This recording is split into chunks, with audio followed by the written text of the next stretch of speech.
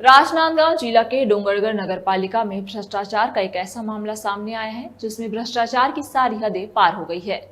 शासन के नियमों को ताक में रखकर खुलेआम भ्रष्टाचार किया गया है।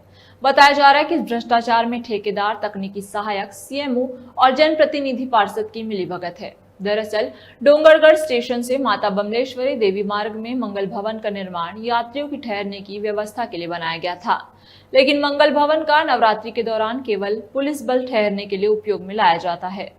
नगर पालिका की घोर लापरवाही को दर्शाता है। वहीं लगभग 15 साल पहले बने मंगल भवन की जीर्णोद्धार के लिए वर्ष 2022 में लगभग 14 लाख रुपए का बजट आया। 2023 में कार्य निविदा हुई और 2024 में कार्य आरंभ हुआ और पहला भुगतान 5,63,000 रुपए का किया गया। फिर 2025 में अंतिम भुगतान आचार संहिता के दौरान 6,34,518 रुपए का किया गया, जहां केवल बाहर से रंग रोगन का पूरा पैसा डकाल लिया गया। जीर्णोद्धार प्राक्कलन की बात करें तो सारे कार्य सर्टिफाइड कंपनी के मटेरियल में होना था, लेकिन एक भी कार्य नहीं किया गया, बल्कि बाहर से पुताई कर जमकर भ्रष्टाचार किया गया। जब इसकी जानकारी नगर पालिका डोंगरगढ़ के वर्तमान सीएमओ, जिन्होंने आचार संहिता के दौरान दूसरी किश्त भुगतान किया है, उन्होंने उक्त कार्य में भुगतान एवं भ्रष्टाचार की जांच कराने की बात कही है। आपके माध्यम से भी संज्ञान में लाया जा रहा है, इसे जांच किया जाएगा। छत्तीसगढ़ की ट्रिपल इंजन की सरकार की तीसरी इंजन मतलब नगर पालिका परिषद में डोंगरगढ़ में जो अध्यक्ष के कार्यकाल में एक प्रस्ताव लाया जाता है कि जिस जगह पे हम खड़े हैं, जिसे मंगल भवन कहा जाता है, इस मंगल भवन को ध्वस्त करने के लिए। लेकिन अगर हम पूर्व में देखा है इस मंगल भवन के बारे में, तो इस मंगल भवन को रंग रोगन करने में लगभग 14 लाख रुपए खर्च किए गए थे कुछ महीनों पहले।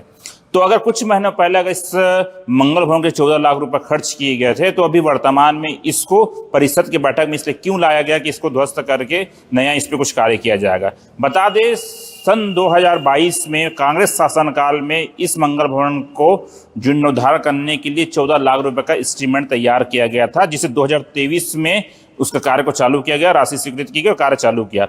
2024 में इसमें बिल होता है और जो संबंधित ठेकेदार को पेमेंट दिया जाता है। पेमेंट किस आधार पे दिया जाता है? तकनीकी आधारों पे पेमेंट दिया जाता है। तकनीक अधिकार की बात करें तो हमने जिसकी जानकारी सूचना के अधिकार के तहत मांगी थी। सूचना के अधिकार के तहत यह जानकारी सामने आई थी कि इस जगह में लगभग दो बिलों में इस ठेकेदार को राशि जारी की गई है, जिसमें 5 लाख और 7 लाख के लगभग राशि जारी की गई है।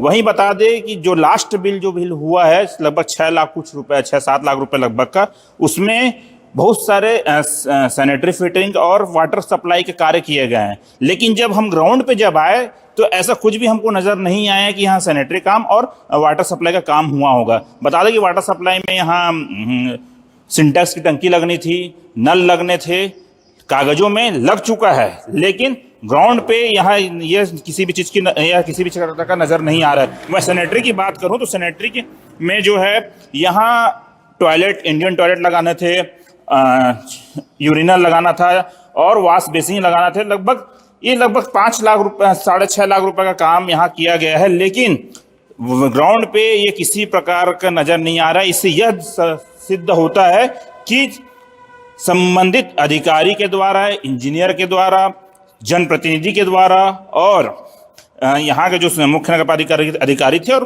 पूरे जो समय जो जनप्रतिनिधि उनके द्वारा खुलकर भ्रष्टाचार किया गया है। मात्र रंग रोगन करके इसको 14 लाख रुपए इसमें आहरण कर दिया गया है।